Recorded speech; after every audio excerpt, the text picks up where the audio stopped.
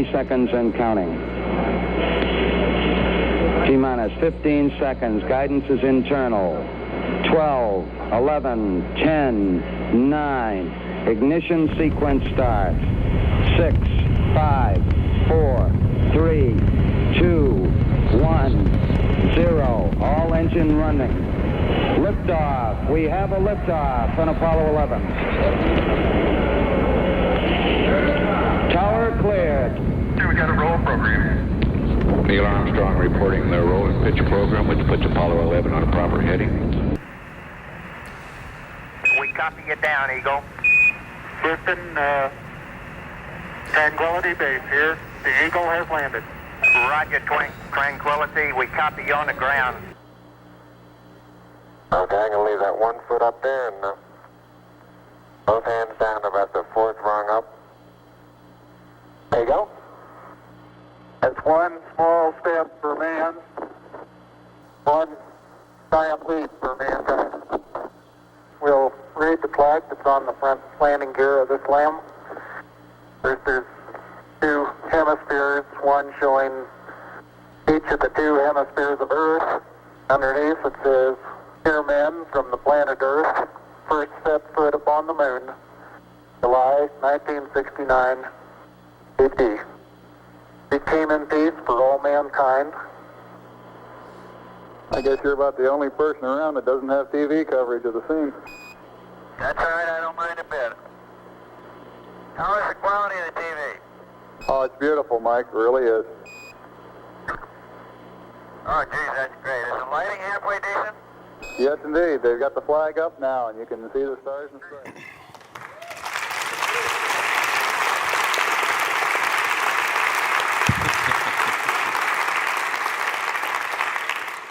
Wow. If that does not inspire you, you are at the wrong event.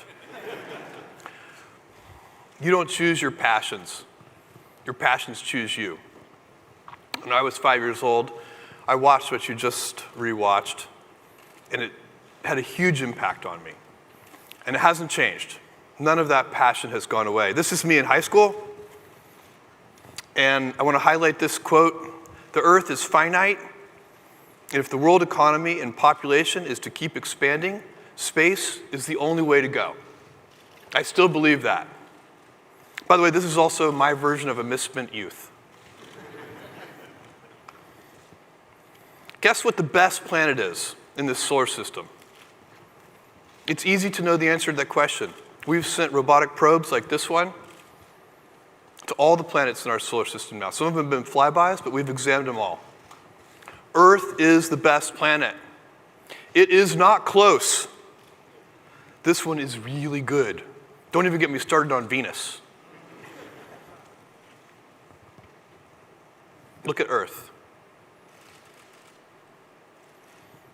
Earth is incredible. Jim Lovell, one of my real heroes, on Apollo 8, while he was circling around the moon, he did something amazing. He put his thumb out, and he realized with his thumb at arm's length, he could cover the whole Earth. Everything he'd ever known, he could cover with his thumb. And he said something amazing. The old saying, "I hope I go to heaven when I die." He said, "I realized at that moment, you go to heaven when you're born. Earth is heaven." Carl Sagan, so poetic, on that blue dot, that's where everyone you know and everyone you ever heard of, and every human being who ever lived out their lives. A very small stage in a great cosmic arena. For all of human history, the Earth has felt big to us. And actually, in a really correct sense, it has been big. Humanity has been small. That's not true anymore. The Earth is no longer big. Humanity is big. It seems big to us, but it's finite. And there's something that we have to do. we have to realize that there are immediate problems, things that we have to work on, and we are working on those things. They're urgent. I'm talking about poverty, hunger, homelessness, pollution, overfishing in the oceans. This is a very long list of urgent, immediate problems. And we need to work on those things urgently, in the here and now. But there are also long-range problems. And we need to work on those too. And they take a long time to solve. You can't wait until the long-range problems are urgent to work on them. We can do both. We can work on the here and now, and we can get started on the long-range problems.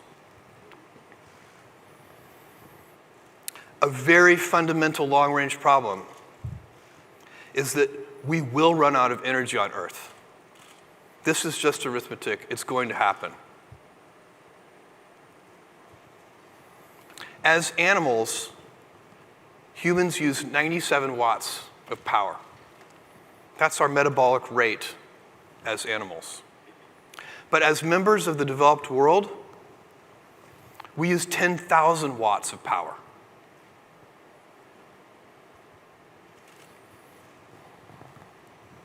And we get a lot of benefit from it. We live in an era of dynamism and growth. You live better lives than your grandparents did, and your grandparents lived better lives than their grandparents did. And a big part of that is the abundance of energy that we've been able to harvest and use to our benefit. There are many good things that happen when we use energy. When you go to the hospital, you're using a lot of energy. All the medical equipment that was manufactured for you, transportation, the kinds of entertainments that we enjoy, the medications that we use, all of these things demand a tremendous amount of energy. We don't want to stop using energy. But it is unsustainable. Let me walk you through this. The historic rate of compounding of global energy usage is 3% a year. Now, 3% a year doesn't sound like very much, but over many years, the power of compounding is so extreme. 3% annual compounding is the equivalent of doubling human energy use every 25 years. If you take global energy use today, you can power everything by covering Nevada in solar cells. Now that seems challenging, but it also seems possible. And it is mostly desert anyway. But in just a couple of hundred years, at that 3% historic compounding rate, we'll have to cover the entire surface of the Earth in solar cells. Now that's not going to happen. That's a very impractical solution. We can be sure it won't work. So what can we do? Well, one thing we can do is focus on efficiency.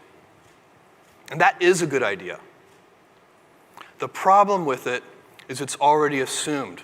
We've always been, as we've been growing our energy usage 3% a year for centuries, we have been focusing on efficiency. Let me give you some examples. 200 years ago, you had to work 84 hours to afford 1 hour of artificial light. Today, you have to work 1.5 seconds to afford an hour of artificial light. We've moved from candles to oil lamps to incandescent bulbs to LEDs and gotten tremendous efficiency gains. Another example, transportation, air transport. In the 50 years, the half a century of commercial aviation, we've seen a 4x efficiency gain. Half a century ago, it took 109 gallons of fuel to fly one person across the country. Today, in a modern 787, it takes only 24 gallons of fuel to fly a person across the country. It's an incredible improvement. It's very dramatic. How about computation? We've seen a 1 trillion times increase in the efficiency of computation. The UNIVAC could do 15 calculations with 1 kilowatt second of energy. A modern processor can do 17 trillion calculations with 1 kilowatt second of energy. Now, what happens when we get very efficient? We use more of these things. Artificial light has gotten very inexpensive, so we use a lot of it. Air transport has gotten very inexpensive, so we use a lot of it. Computation has gotten very inexpensive, so we even have Snapchat.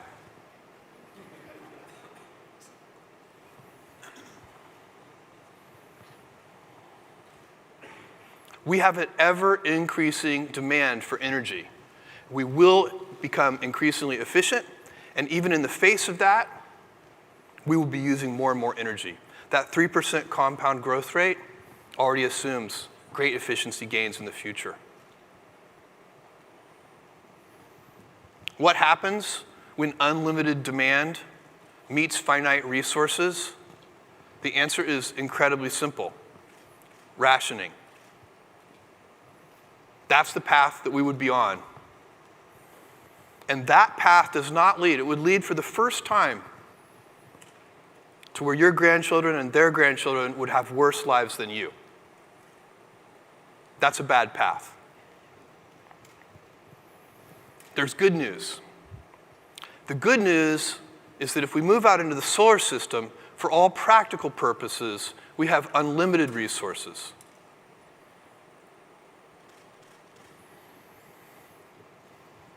So, we get to choose. Do we want stasis and rationing, or do we want dynamism and growth? This is an easy choice. We know what we want, we just have to get busy. If we're out in the solar system, we can have 1 trillion humans in the solar system, which means we'd have 1,000 Mozarts and 1,000 Einsteins. This would be an incredible civilization.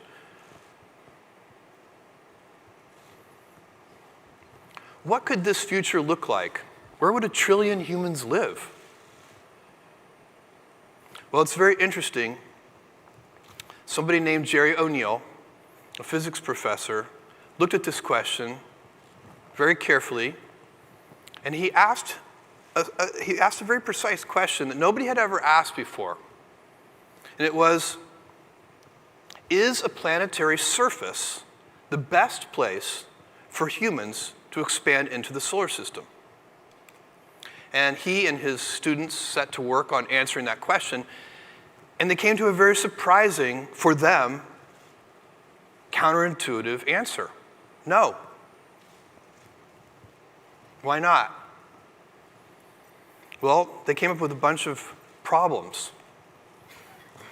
One is that other planetary surfaces aren't that big. You're talking about maybe a doubling at best. It's not that much. They're a long way away. Round trip times to Mars are on the order of years. And launch opportunities to Mars are only once every 22 months, which is a very significant logistics problem. And last, you're far enough away that you're not going to be able to do real-time communications with Earth. You're going to be limited by speed of light lag. You're certainly, the kids sitting here, probably some of the adults too, don't even think about playing Fortnite with somebody on Earth. That is not going to work.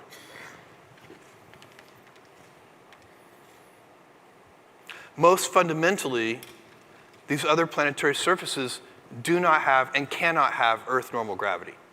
You're going to be stuck with whatever gravitational field they have. In the case of Mars, that's 1/3 g. So, instead, what O'Neill and his students came up with was the idea of manufactured worlds. rotated to create artificial gravity with centrifugal force. These are very large structures, miles on end, and they hold 1 million people or more each. Here's the International Space Station for scale. This is a very different kind of space colony. Let's take a look at what they might look like inside. High-speed transport, agricultural areas. We added a little drone there. Cities in the background. Some of them would be more recreational. They don't have to have the same gravity. You could have a recreational one that keeps 0G so that you can go flying with your own wings. Some would be national parks. These are really pleasant places to live. Some of these O'Neill colonies might choose to replicate Earth cities. They might pick historical cities and mimic them in some way. There'd be whole new kinds of architecture. These are ideal climates. These are shirt sleeve environments. This is Maui on its best day all year long. No rain, no storms, no earthquakes. What does the architecture even look like when it no longer has its primary purpose of shelter? We'll find out. But these are beautiful. People are going to want to live here. And they can be close to Earth so that you can return, which is important because people are going to want to return to Earth. They're not going to want to leave Earth forever. They'll also be really easy to go between. The amount of energy required to go between these O'Neill colonies, from one to another, to visit friends, to visit family, to visit one that's a recreational area, very, very low energy needs to transport, and quickly. It's a day trip. This is a very interesting video clip I'm going to show you. This is Professor O'Neill, the guy who, with his students, came up with the idea of what's now called O'Neill colonies, and the famous science fiction author Isaac Asimov being interviewed about these colonies. And Asimov gets asked a very good question, which is, did anybody in science fiction ever predict this? And if not, why not? And he has a very good answer. Watch this. Did you anticipate anything like this in any of your science fiction? Nobody did really, because we've all been planet chauvinists. We've all believed people should live on the surface of a planet, of a world. I've had colonies on the moon, so have 100 other science fiction writers. The closest I came to a manufactured world in free space was to suggest that we go out to the asteroid belt and hollow out the asteroids and make ships out of them. It never occurred to me to bring the material from the asteroids in towards the Earth, where conditions are pleasanter, and build the worlds there. Planetary chauvinists. All right. If we build this vision, these O'Neill colonies, where does it take us? What does it mean for Earth? Earth ends up zoned residential and light industry. It'll be a beautiful place to live. It'll be a beautiful place to visit. It'll be a beautiful place to go to college and to do some light industry. But heavy industry and all the polluting industry, all the things that are damaging our planet, those will be done off Earth. We get to have both. We get to preserve this unique gem of a planet which is completely irreplaceable. There is no plan B. We have to save this planet. And we shouldn't give up a future for our grandchildren's grandchildren of dynamism and growth. We can have both. Who is going to do this work? Not me. These kids in the front rows, you guys are going to do this, and your children are going to do this. This is going to take a long time. This is a big vision. And what you're going to do is you're going to build whole industries. There are going to be thousands of future companies doing this work. A whole ecosystem of entrepreneurial activity unleashed, creative people coming up with new ideas about how to use space. But those companies, those entrepreneurial companies, cannot exist today. It's impossible. And the reason is the price of admission to do interesting things in space right now is just too high. Because there's no infrastructure. Let me tell you a story about Amazon. In 1994, I started Amazon. All of the heavy lifting infrastructure needed for Amazon to exist was already in place. We did not have to build a transportation system to deliver packages. It existed already. If we had had to build that, it would have been billions of dollars in capital. But it was there. It was called the US Postal Service, and Deutsche Post, and Royal Mail, and UPS, and FedEx. We got to stand on top of that infrastructure. The same thing with payment system. Did we have to invent a payment system and roll that out? That would have been billions of dollars and many decades. But no, it already existed. It was called the credit card. Did we have to deploy computers? No, they were already in most homes. Mostly to play games, but they were there. That infrastructure already existed. Did we have to build a telecom network? That would have been billions of dollars. But we didn't. It was in place mostly to make long-distance phone calls and built by global telecom carriers like AT&T and their equivalents around the world.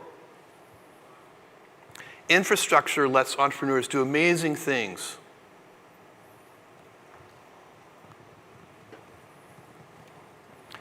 So the kids here and your children and their grandchildren, you're going to build those O'Neill colonies. This generation's job, my generation's job, is to build the infrastructure so that you'll be able to. We're going to build a road to space.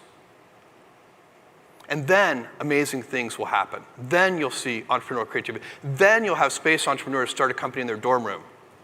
That can't happen today. So how really are we going to build O'Neill colonies? Nobody knows.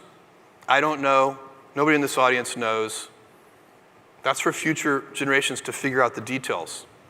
But what we can know is that there are certain gates we have to go through, certain precursors, certain prerequisites. If we don't do these, we will never get there. And it's really nice to know what those things are because you can work on them with great confidence that they're going to be useful.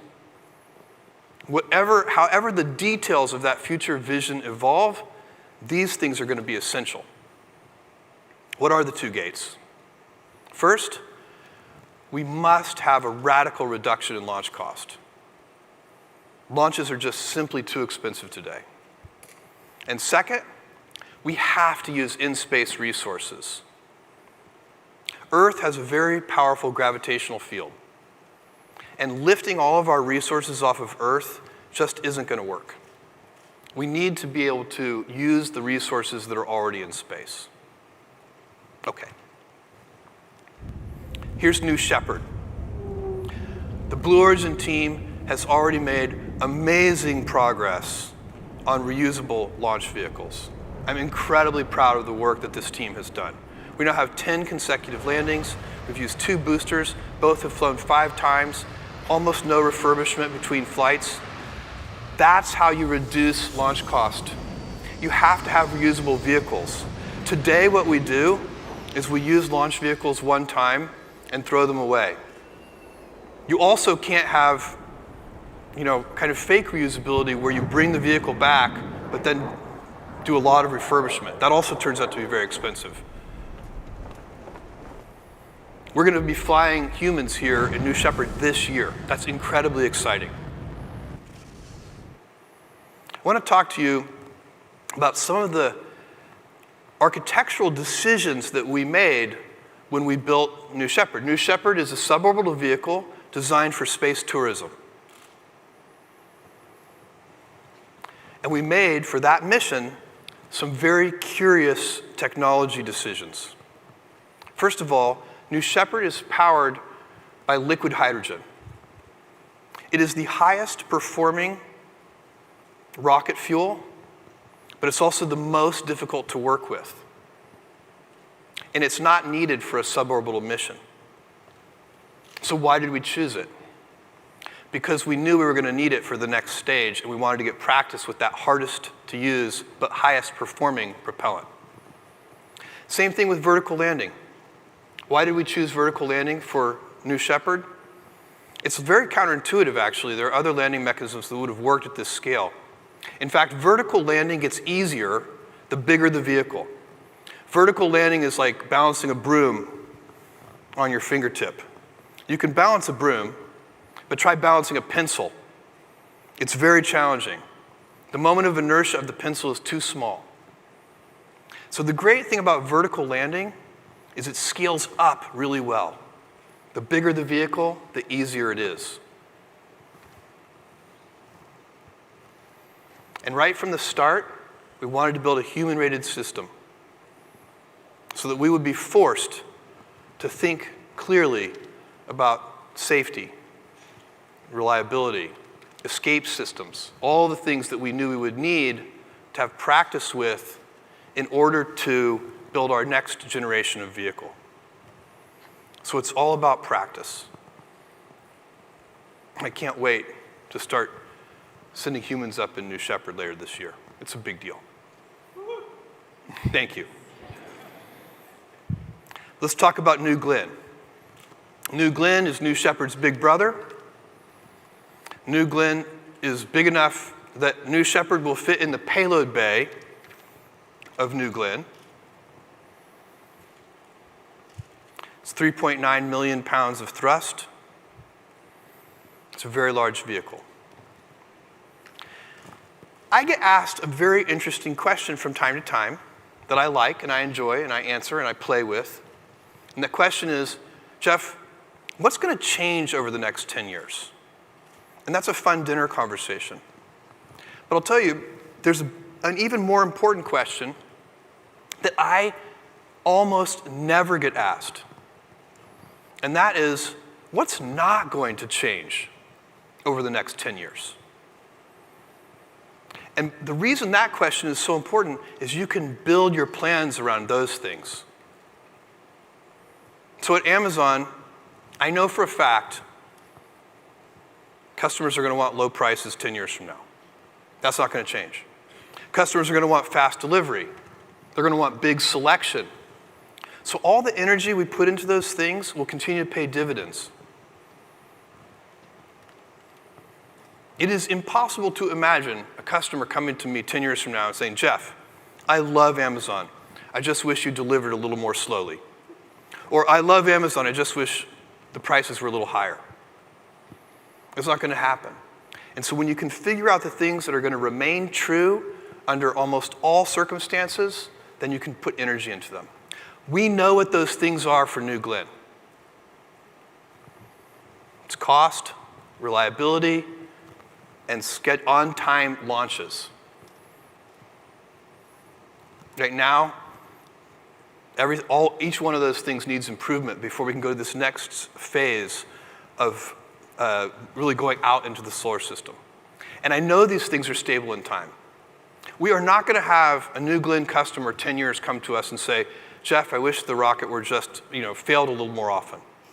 Jeff, I wish that it was more expensive, or that you were late on my launch dates. By the way, the availability and launching on time is really a big problem in the industry, underappreciated by most people who aren't directly in the industry. It really snarls things up and costs the payload customers a lot of money, all the delays. So these things won't change. We're going to put energy into them. The whole vehicle is designed around those three things. Here's a video to show you a little bit of what New Glenn will look like. You can see the plume is a little bluish because of it's powered by liquefied natural gas as the fuel, very inexpensive. 3.9 million pounds of liftoff thrust.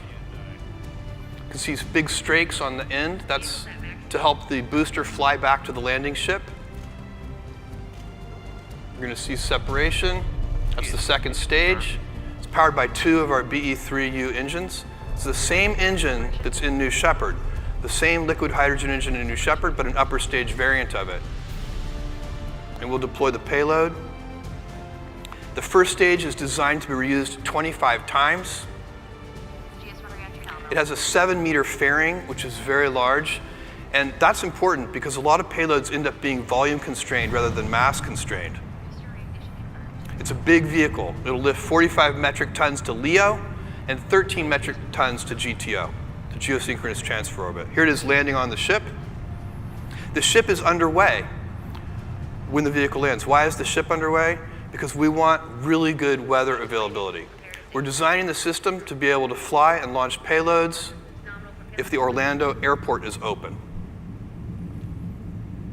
And we can't tell the customer, it looks good here, it's a nice day here at Cape Canaveral, but where we need to land our booster, we have heavy sea states.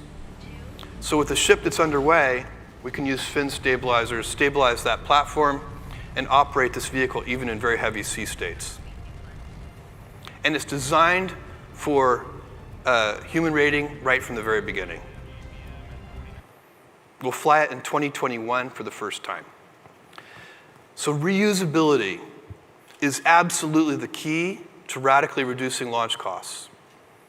People sometimes wonder how expensive is the fuel? Is the fuel a problem? Liquefied natural gas is very inexpensive. That's even though there's millions of pounds of propellant on New Glenn, the cost to fuel New Glenn with fuel and oxidizer is less than $1 million.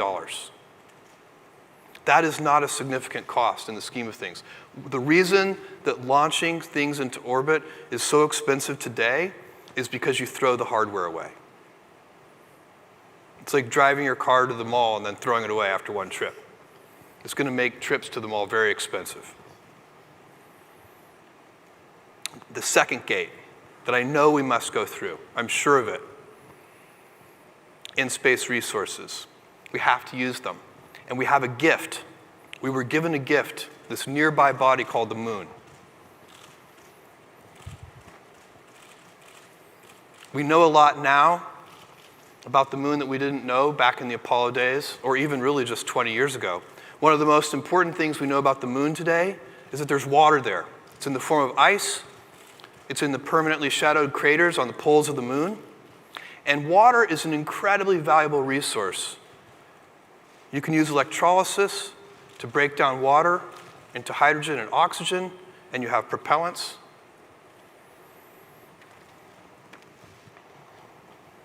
Another great thing about the moon, another reason it's a gift, it's nearby. It's 3 days away. And you don't have constraints on launch, the 22 months kind of thing that you have with Mars. You can go to the moon just about any time you want. And of great importance for building large objects in space, the moon has 6 times less gravity than Earth. When you get resources from the moon, you can get them into free space at very low cost.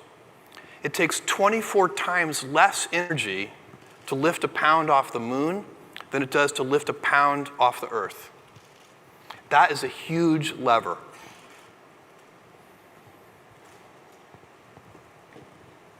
But guess what? The moon also needs infrastructure. Let me show you something.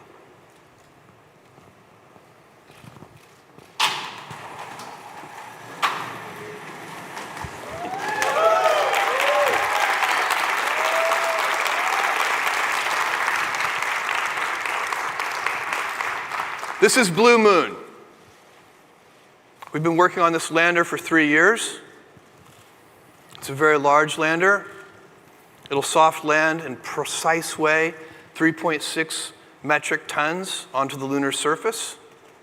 The stretch tank variant of it will soft land 6.5 metric tons onto the lunar surface. Let me give you a little tour. The deck is designed to be a very simple interface so that a great variety of payloads can be placed onto the top deck and secured. And the davit system, which is inspired by naval systems, you can see it over here, is what's used to lower things off of the deck onto the surface of the moon. And the davits can be customized for the particular payloads. We have here as an example a very large rover. And by the way, even though that's a large rover, this vehicle can land 4 of them simultaneously on the surface of the moon. And if you go ahead and go back up on the deck again, let me show you a couple more things up there, some features.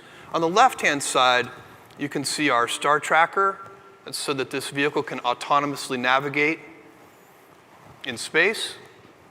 There it is.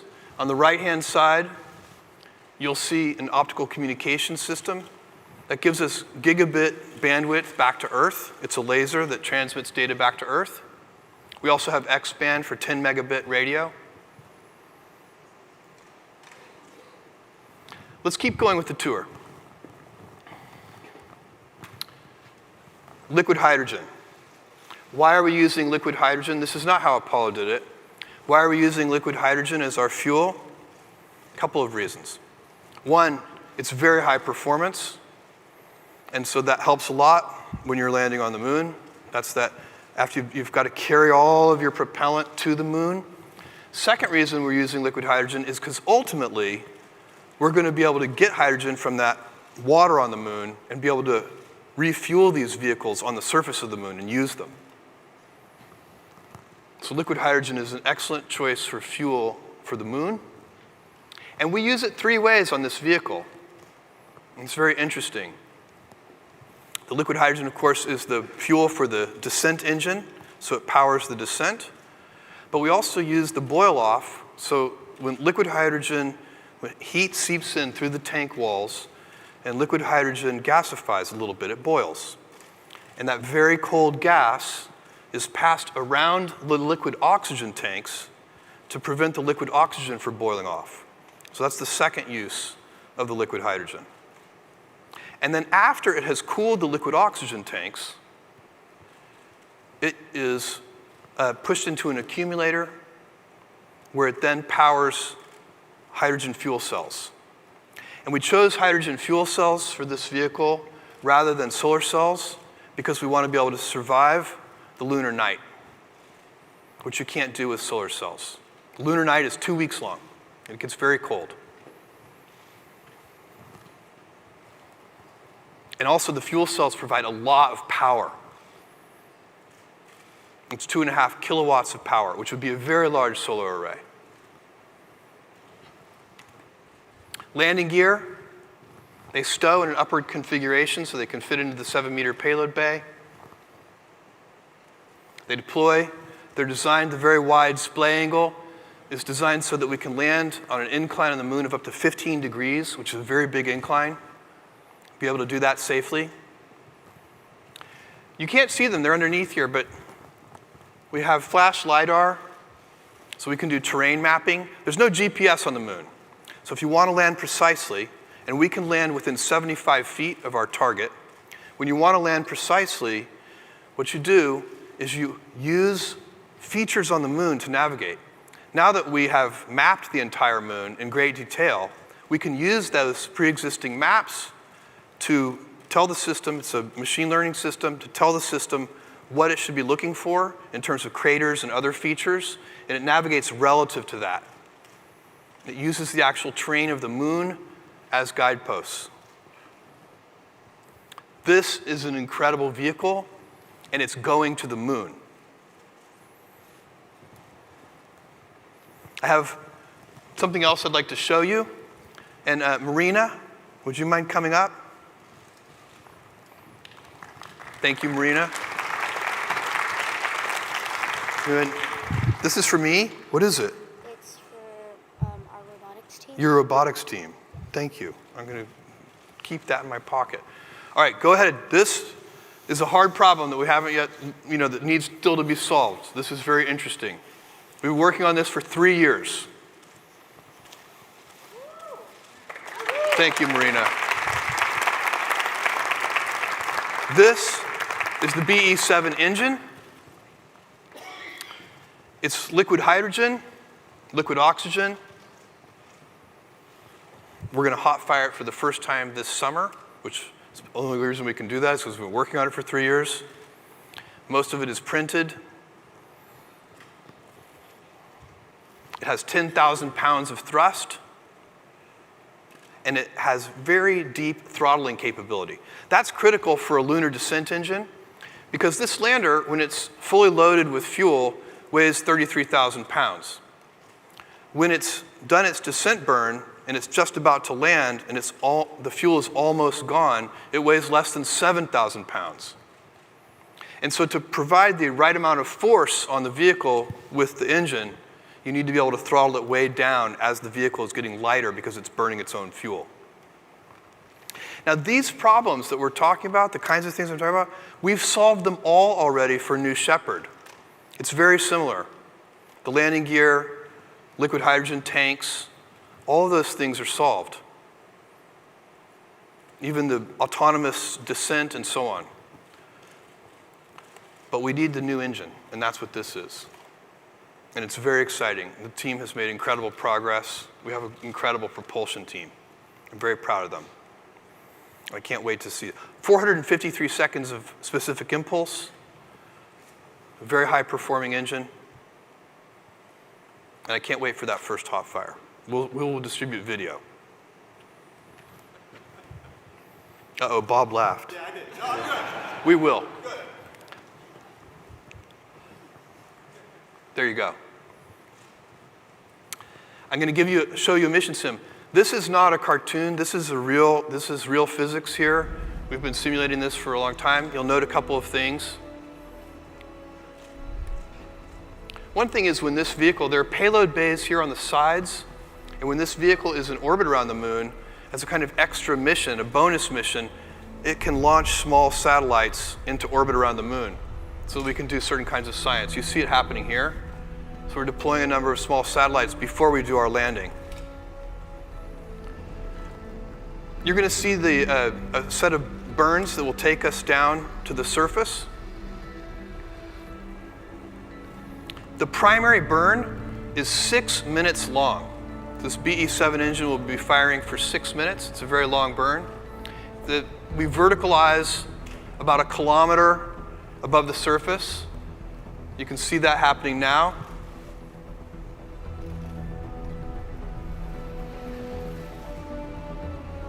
A very precise landing, again, using those flash lidars to detect surface features and using those for navigation. Now we're going to watch as the Davit system, which is inspired by a naval system, deploys a rover.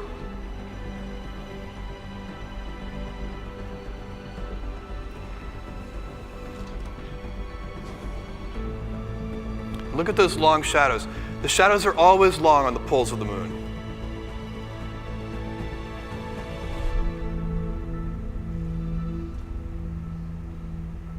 Wow.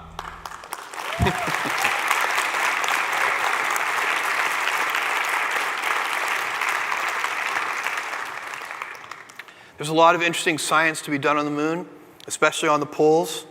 And we have formed a science advisory board. They're with us here today. Would you guys mind standing up just for 1 second to be recognized? Give these guys a hand. Thank you. We appreciate it very much.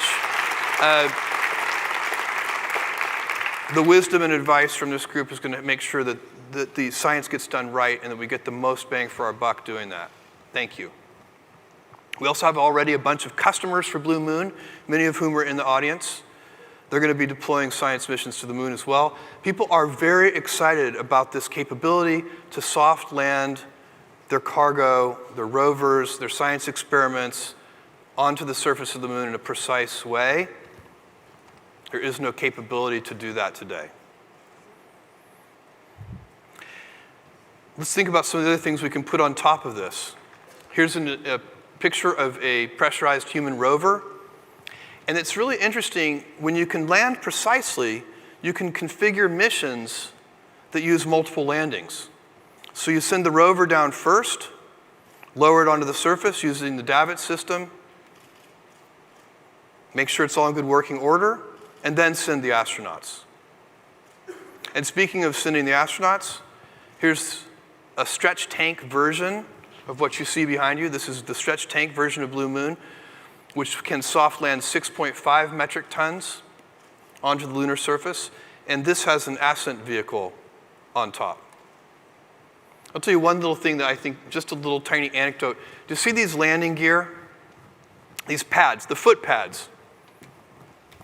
When I first saw the drawings of this a long time ago, I was like, my images of landers are all formed by the Apollo lander. And I was sure that those landing pads were too small. And I asked about that. And the answer is these are not too small. The ones on the lunar Apollo lander are too big because we were very worried about how soft the lunar surface was. And it's just an example of how much more we know today. So these will work just fine, don't worry.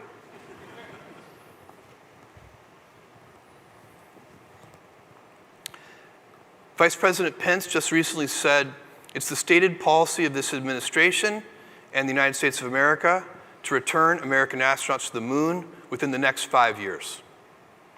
I love this. It's the right thing to do. And for those of you doing the arithmetic at home, that's 2024.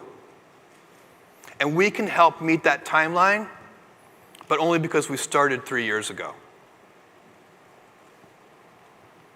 It's time to go back to the moon, this time to stay.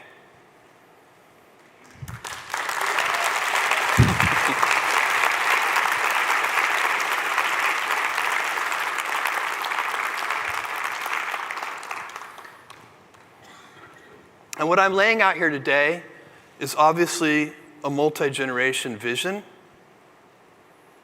This is not going to get done by any one generation.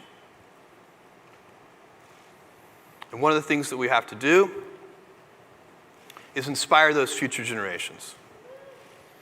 And so today, I'm announcing that Blue Origin is founding the Club for the Future, whose mission is to inspire young people to build the future of life in space.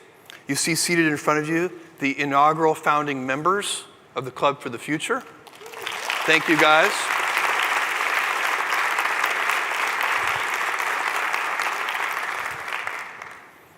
And we're going to do a series of activities focused on K through 12. And the first one I love, which is we're going to ask K through 12 students to send us postcards with their dreams of the future. And then we're going to send them to space in New Shepard and bring them back and mail them back to you. And today I had the opportunity to meet with this group of kids just ahead of this presentation. Went over there about 3 o'clock while they were making their postcards. And they're amazing. I saw several amazing ones. I really liked the one where the girl told me that on hers she had written the name of her crush at school that her mother doesn't yet know. But I guess she assumes it's okay once we actually fly to space. By the time she gets this back, probably be okay. Mom can know at that point. Thought it was a very good plan. So there's a lot of, by the way, if the kids I talked to earlier, these kids sitting in the front row, if they are representative of the current generation, we are in good shape.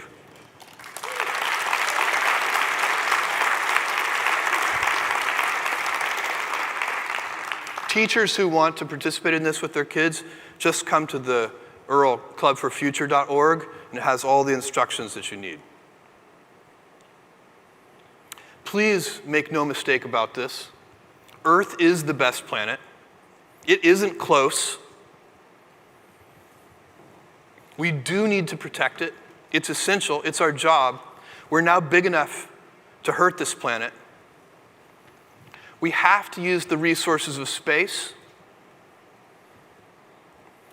We must have a future for our grandchildren and their grandchildren of dynamism. We cannot let them fall prey to stasis and rationing. And it's this generation's job to build that road to space so that the future generations can unleash their creativity. When that is possible, when the infrastructure is in place, just as it was for me in 1994 to start Amazon, when we have that infrastructure in place for the future space entrepreneurs, you will see amazing things happen. And it will happen fast. I I guarantee it. People are so creative once they're unleashed. And if this generation builds the road to space, builds that infrastructure, we will get to see thousands of future entrepreneurs building a real space industry. And I want to inspire those future space entrepreneurs. I want you to think about this. This vision sounds very big, and it is. None of this is easy. All of it is hard. But I want to inspire you, and so think about this. Big things start small.